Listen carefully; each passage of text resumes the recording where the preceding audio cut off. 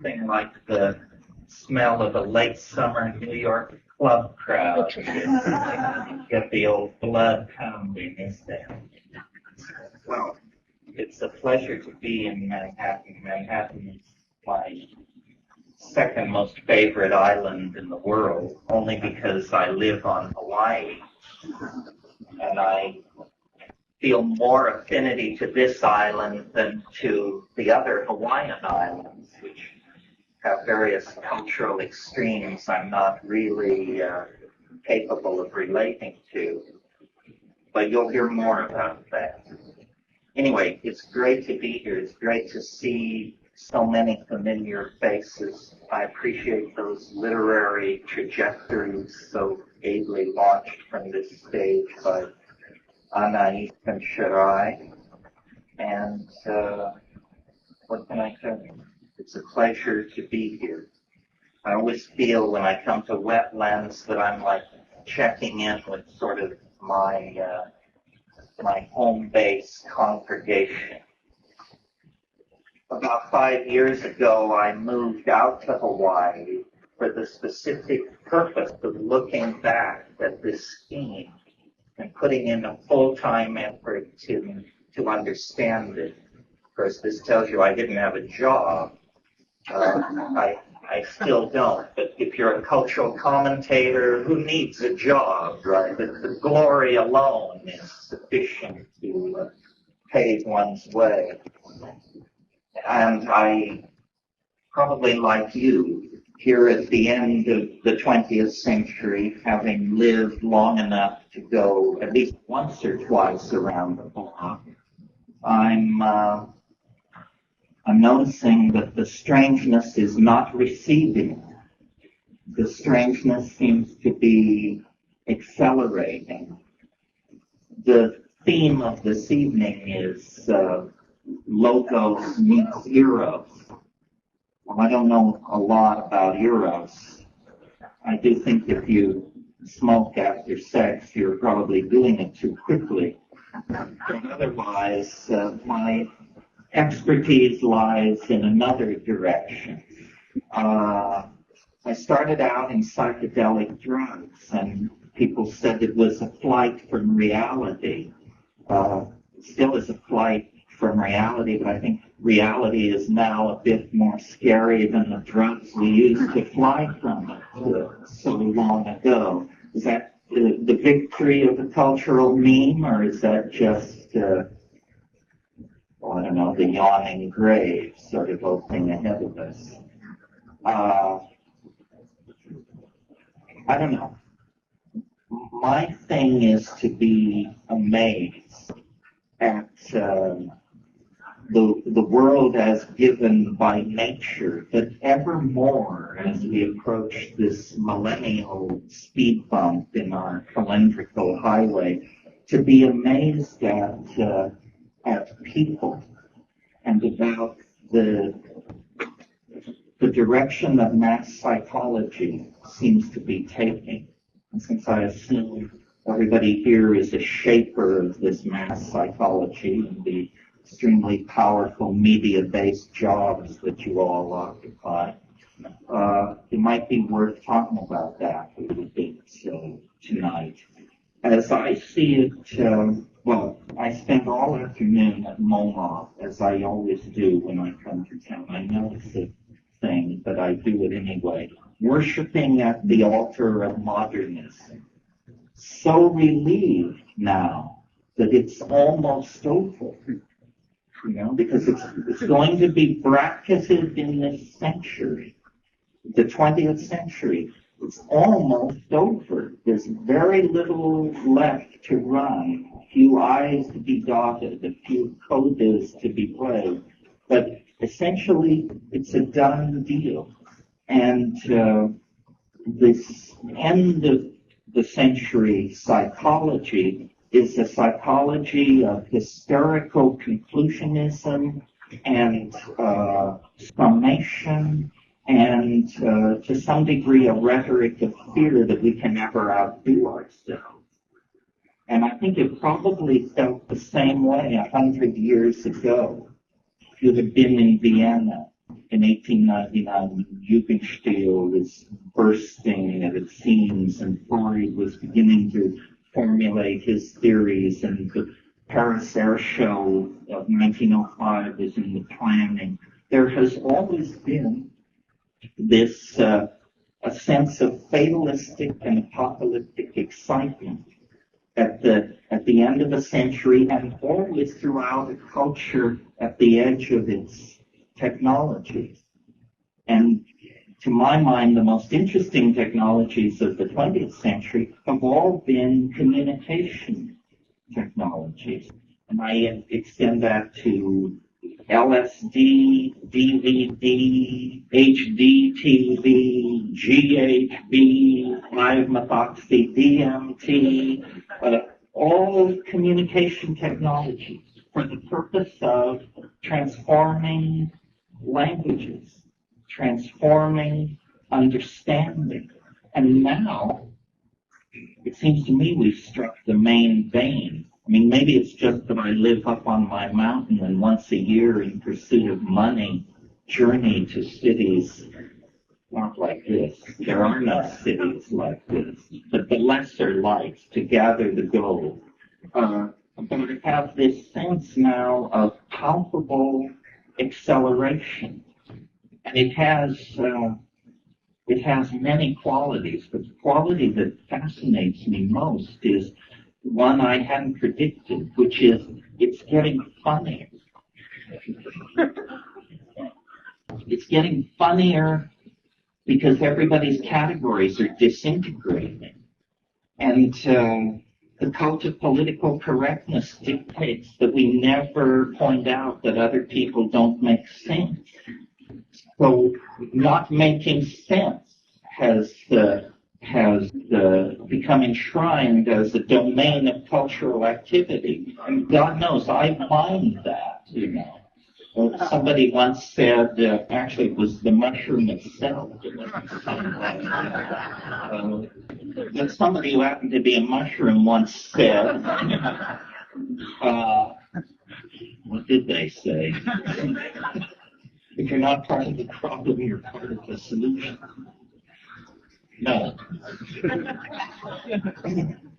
What was said was that culture is like the shockwave of eschatology. Nothing is unannounced. This is like a weird quality of experience. You can't learn this from physics or economics. Maybe you can learn it from economics, but nothing is unannounced. Everything is preceded by the shockwave of its coming. And so somehow the spreading zaniness of reality is part of the boundary dissolving qualities that are going to make up this new cultural mix of disembodied human beings, nanotechnologically maintained environments, dissolved self-definitions, people living at many levels at the same time, intelligence as kind of free-flowing, non-locatable resource that comes and goes as needed, prosthesis, implant, boundary dissolution. These things are usually presented as fairly terrifying, but in fact I think behind it all lurks the demons who do calisthenics in the angles of every room on this planet to keep it all from collapsing into a flat line. In other words, the thing which lies at the end of any epistemic investigation of what reality is surprise, astonishment. Not religious awe, not that kind of astonishment, but actually like pie-in-the-face hysteria, food fights and falling apples, explosions. This is what lies at the end of the epistemic enterprise. Why is that? Well, I think it has something to do with the fact that we are simply loaded monkeys, that our belief, that we were proceeding as God's messengers or his research assistants was somehow ill-contrived, misbegotten. What we've shipped for is not a voyage of discovery. It's more like a ship of fools deal. It's something which Hieronymus Bosch or Peter Bruegel the Elder could appreciate. It's probably best summed up in the work of Groucho Marx, but unfortunately he can't be here tonight. So I exist in this matrix as you exist in this matrix, making our way through our lives, our affairs, our careers, our disasters. And the thing that has struck me about it for some time, and don't bother telling me it's a symptom of serious mental meltdown. I know that. I've lived with it. But the thing that struck me for some time is the artificiality of everything. How it's like plotted, how it's like constructed, artificial. It can't be that this is the first iteration. This is not the first take. There have been many takes. The fingerprints of the editing suite are all over this scene. If you don't notice that, it must be because you take your life for granted. If you take your life for granted and you think it makes perfect sense that you're doing whatever you do, this isn't an issue for you. But for those of us who never thought that we would gaze on the things we've gazed upon, be the people we've become, see the things we've seen, the whole thing has this extravagant, Pynchonesque kind of efflorescence about it that rides right on the edge of insanity, here we say. And the interesting thing is I don't need drugs anymore. I need them to get away from this sense of everything opening into everything else. You know that thing that W.H. Auden said about how the glacier rattles in the cupboard, a desert sighs in the bed, and the crack in the teacup opens, a door to the land of the dead. Well, I first heard that maybe 30 or 40 years ago. I used to wander around this neighborhood, as you probably know. And then I thought it was about acid, because that's what I thought everything was about. That time. But now that I've replayed it to myself, I see that it's like an alchemical insight. It's the insight that everything gives way to everything else. Everything is connected. We know this cliche imported from Malibu and Santa Fe, but it's connected in a way that isn't really, I think, sensed there. Everything is connected in that it's emotionally accessible. This is what the eros part of this thing means to me, if I'm to make any stab at it at all.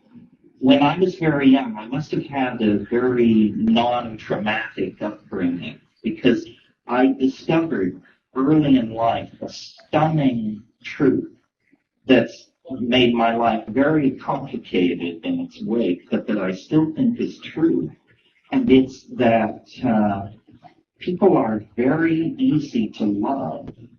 In fact, you can love anybody if you are not constrained by expectation, class, the momentum of history, race, gender, the whole thing. But for a child to make this discovery and recall it, stick with it, be able to mnemonically pull it up at such situations like this, I think is extraordinary. And I stand outside it. I don't draw any conclusion from it. It hasn't made me a nicer person. Don't try to buy me a drink based on it. You know, somebody said it loves mankind, loathes individual human beings. I don't loathe individual human beings, but I do enjoy things the further I stand back from it. This is the whole Hawaiian perspective, the motivation for being the hermit with the nightclub career. But I have not lost the joy. This is the thread.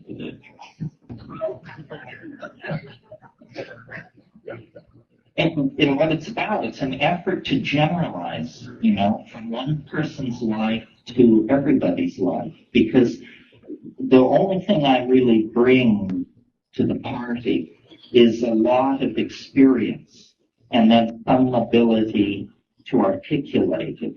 And it's like, it's not my story. It's not somebody else's story I tell. It's just the story.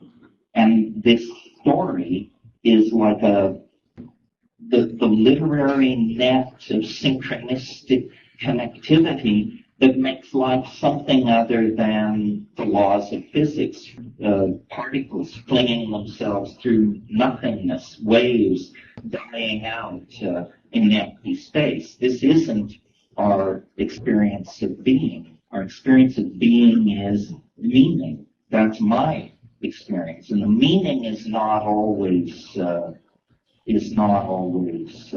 pleasant or life-affirming or even exactly rationally apprehendable. Sometimes meaning is a palpable thing, like liquid being poured through cracking ice. Language moves ahead of its intent. It encloses its object and gives you almost a reverse casting of the thing intended. There are many ways for words to fit themselves over the contours of intentionality.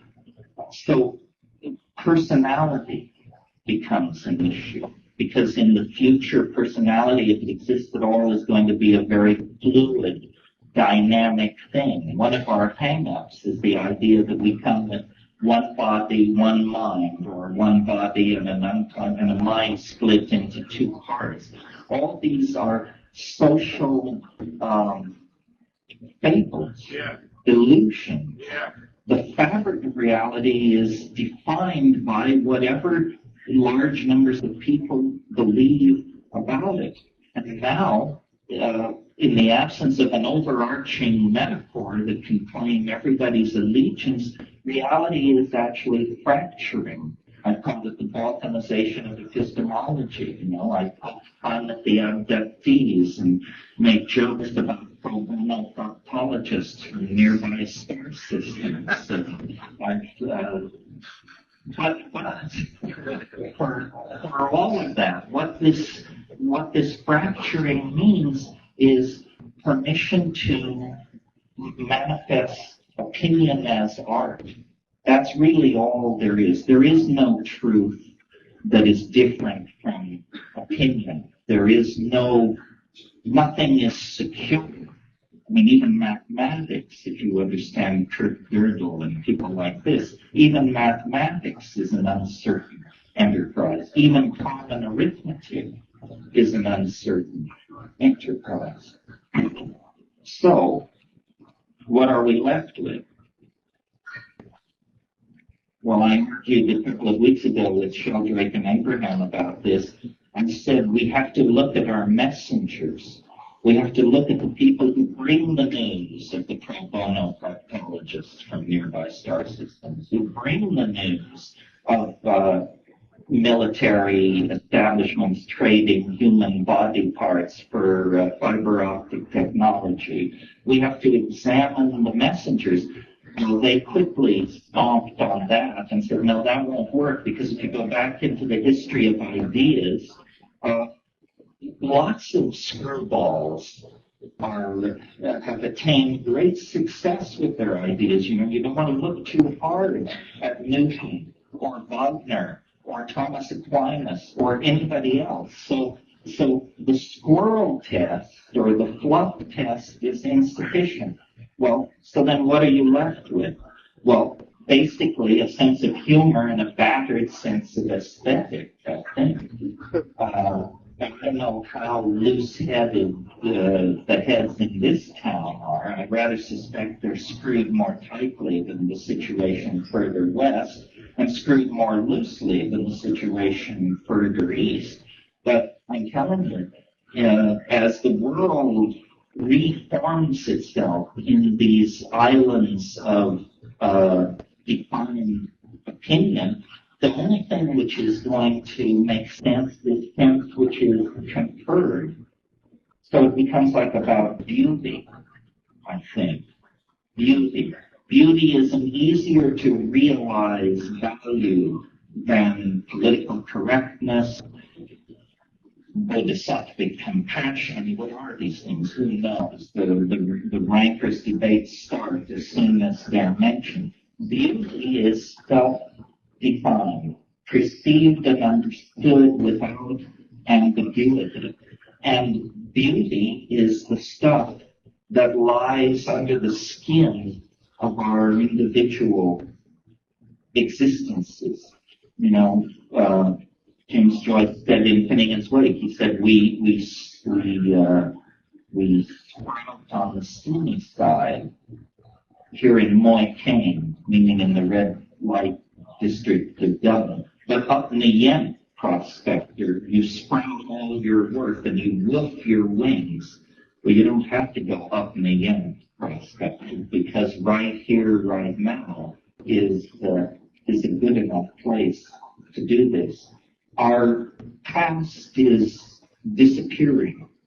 It's almost closing behind us. At MoMA today, we were looking at this Russian avant-garde stuff, and I was thinking, you know, it seems so far away.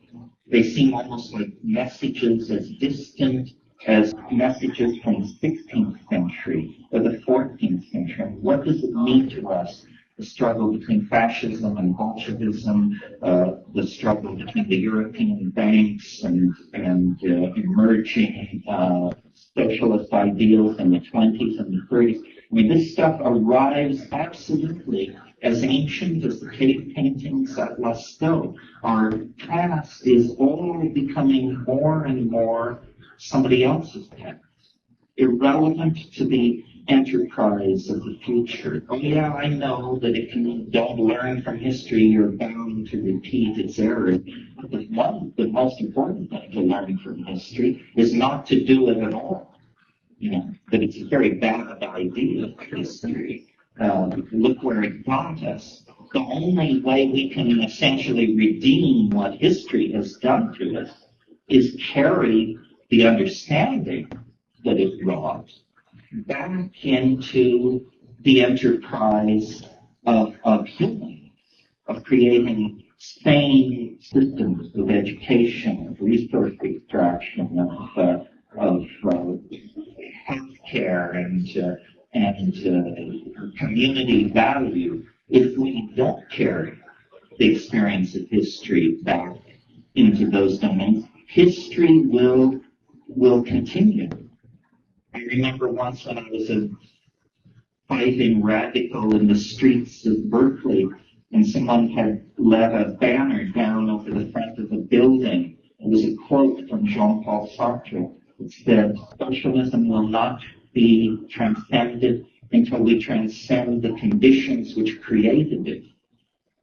True. History, even more true. And at the moment, the dialogue about the transformation of the species and the integration of communication technology, biotechnology, all of this stuff, how it's going to work out, is in the hands of short-sighted, profiteering institutions that are not particularly interested in your welfare or my welfare. In fact, I don't know if you've noticed that nobody is particularly interested in your welfare or my welfare in terms of the intellectual environment of risk through which you move every day. I mean, the number of pawns you're offered, the number of people who prey upon you, all of these things indicate that the culture has not yet realized the power of its own possibilities. How will it realize the power of its own possibilities? I'm, at this point, pretty fatalistic. Through time, I mean, I don't feel I have to be here tonight or you have to listen tonight for us to come around any kind of corner. The momentum now is inevitable. Now it's about each of us individually arranging the furniture of our own mind to deal with what has become inevitable. It wasn't inevitable, but the 20th century made it inevitable through the Holocaust, modernism, psychedelic drugs, syncopated music, the dislocation of time and space through media. All of that has now made this transformation inevitable. The human being adapted to the savannas of Africa 120,000 years ago is just dragged forward into the future by all of this. And if you can get through life without trauma, heartbreak, agony, murderous rage, fury, betrayal, etc., you're a better man or woman than I am, for sure.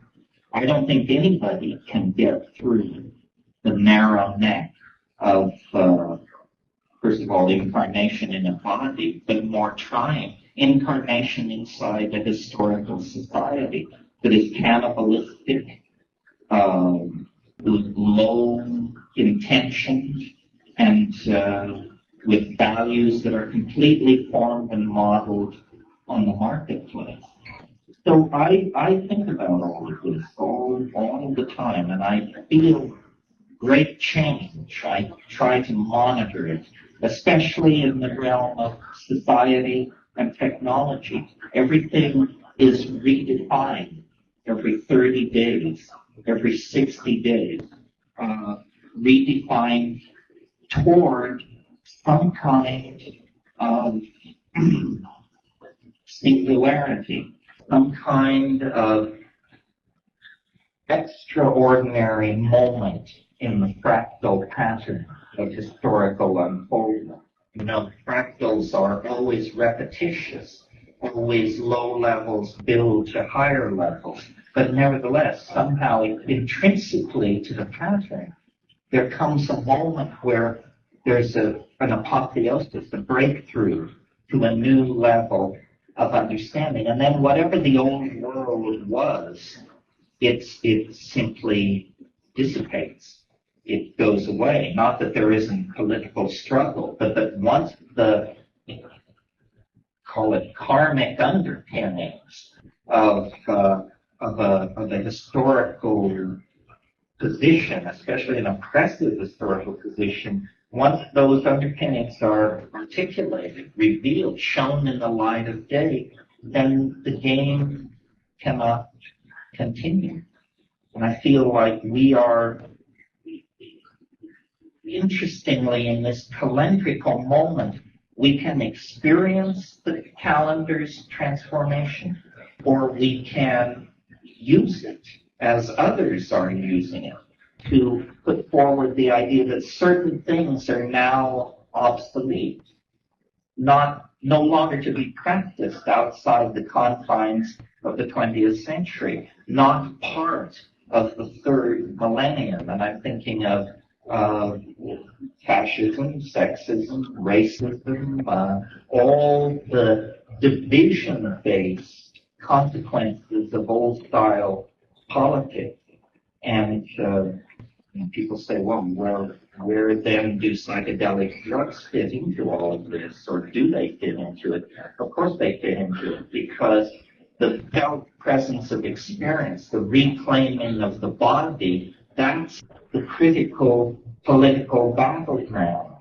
Your mind is now your own in some sense. It was a mistake. It wasn't supposed to happen that way. But the acceleration of psychedelic use in the 20th century, the explosive spread of the internet, in some sense, it's as though we have broken from the slave quarters and are already milling in the streets, but we don't yet have the power of the understanding to know where the centers of power are and how it is that they disempower and manipulate us. And that's because we haven't focused on the body. The body, and this, I suppose, then is the thing which gives the eros thing cogency. The body is the battleground for these various definitions of humanness, you know, and eros, representing the erotic celebration of diversity, is the terrifying specter to hold up in front of the order-crazed, constipated hierarchists who actually have the illusion that they own the enterprise. And nevertheless, this is what they're looking toward. This is what was made inevitable by their own rapaciousness in the past, that they painted us so quickly into a corner of resource extraction and disgust with the media manipulation that a breakout was was inevitable, had to come. You know, one of the things that has impressed me as I go through all of this is my doctor brought it home to me, because he was saying to me as I buttoned up recently after an examination, he said, you know, in the 19th century, most people your age were dead. This is true. I'm 52 years, soon to be 52. Very few people statistically reach that level. And I think part of what's happening, and it's odd to address an audience so young on this matter, but here's something your parents may not be telling you. Culture is as a con is only good for about 35 years on average. I mean, some people are impressed with culture till they go to the grave at 90. Some people are thoroughly apprised of the fact that it's horseshit by the time they're 19. But the average person's experience with culture lasts about 35 or 40 years. In the past, that was enough. Most people then were ready to die without ever blowing their whistle on the game.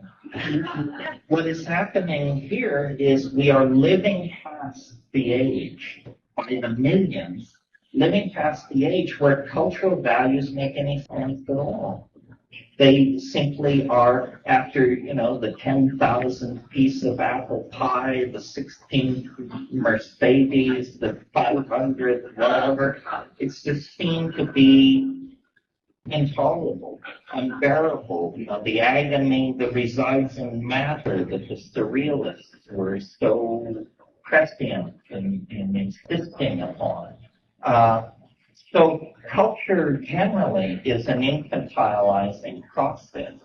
And some French people have mentioned this, but they didn't really put it in a historical context, that this neotenizing trick, now so useful to advertising, to create youth-crazed values in everybody, it hastens the end of this culture game. It hastens the awakening of many people to the fact that the felt presence of immediate experience is not negotiable. It has no price. And yet this is what's taken from you when you go to the job, when you dress for the image, when you kiss up to the power establishment, when your time is turned into money. The felt presence of immediate experience is analogous to being enslaved. I mean, let's be frank about it. It is enslavement. Simply that the rules of the game have been changed. Of course, it's easy to say if you're unemployed like me. On the other hand, I'm meeting my obligations somehow, always have, without ever truly working. And without ever putting my shoulder to the wheel for the man. Of course, I have to deal dope to do this. Once I got past that, and it worked. I could go on in this vein for some time, as you see. But the thoughts that I wanted to leave you with tonight on this, because I feel like I am checking in with, in some weird way, my peer group of and maybe my most critical group as well, which is fine. We don't need any gurus here. We don't need any laying down of the law. Anybody who tells you they have a clue as to what's happening should be suspect for mental illness and delusions of grandeur. But the thought is, and I haven't said this yet, but this is the conclusion from all of this, is culture is an effort to satisfy this weird desire human beings have to close off experience, to live with closure, to force closure. And that's why cultural trips are so bizarre, why they don't make sense to anybody but the Witoto or the Warane or the Americans or the Japanese. If you're not inside the culture, it seems crazy. The cultures don't make sense because they're not trying to make sense. What they're trying to do is produce closure, which then somehow makes a human being who is living in the light of closure a more manipulatable, a more malleable, a lesser thing. And so, if the experience of the 20th century didn't do it for you, if psychedelics didn't do it for you, I don't know what could do it for you. The message coming back at all of us is live without closure. That's the honest position, given that you are some kind of a talking monkey, some kind of a primate, some kind of creature on a planet, in an animal body, incarnate in a time and space. In the face of that, life without closure is the only kind of intellectual honesty there is. If you have to inoculate yourself against the various means of closure that are around, psychedelics do that. That's why they are so politically controversial and potent, because more than any other single act that you may voluntarily undertake, they pull the plug on the myth of cultural meaning. They show that these things are provisional, and that beneath the level of culture, there is lurking this erotic, time and space bound, feeling defined, pre-linguistic mode of being, which is real being, not becoming, not caught in the various fetishistic forms of tension, the commodification of culture and delayed gratification and all these other buzzwords create. But a deeper level of authentic feeling, and it was there all the time, but is denied by the culture. And if we don't come back to that, if we don't re-access that, then this historical thing, which grinds so many people down, none of whom are here tonight, I might add. They are, lost in the barrios of third world cities and in the disrupted environments created by this system. But history will continue. I'm fond of quoting Stephen Dedalus, where he says, Joyce's character, where he says, history is the nightmare from which I am trying to awaken. But it's really, nightmare is not a strong enough metaphor. It's a narcoleptic paralysis. It's that horrible thing that happens at the edge of sleep. It's that place where the pro bono proctologists from other star systems get their wedge into the scene, And if you've never had that paralysis at the edge of sleep, you don't know the panic, the constriction that it engenders. We're really, at a very terminal point in the process of our historical unfoldment, in the same way that our hunter-gatherer phase led into agriculture and advanced role specialization and urbanization and all that. Now we're ready to make another leap, but this time it's going to be done in the light of consciousness. because consciousness is what was garnered in the last leap. And how this is done depends essentially on the collective state of mind, how malleable it is, how phobic of closure it is, how open to the logos, to the downloading of universal intent into human understanding, which is what I would call the logos. It is. And finally, how deeply it operates in the light of logos. How much love is there in this culture? How much love has been carried intact from the plains of Africa through the Minoan civilization and the medieval period and the spread of people around the planet? How much of what we call true humanness made the journey with us to this new time? We're going to find out. We're going to find out by pooling the love that is in each of us in a form in which it is coextensively shared by all of us. I mean, there may be many ways to talk about what this will feel like, what it will look like, but what it will be, if it works, is love. If it isn't love, then it's less than a perfect sublimation of the alchemical purpose.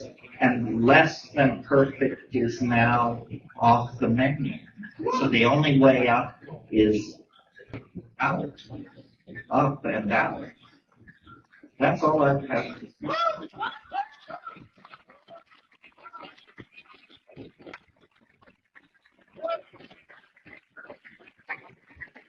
Thanks for putting up what critics will surely describe as another meandering diatribe. I know there are some people here from the novelty list. It would be nice to have a flesh meet downstairs, and anybody else who wants to chat, and then we'll get out of here, and Olatunji is going to do percussion. And if that ain't the felt presence of immediate experience, I don't know. Thank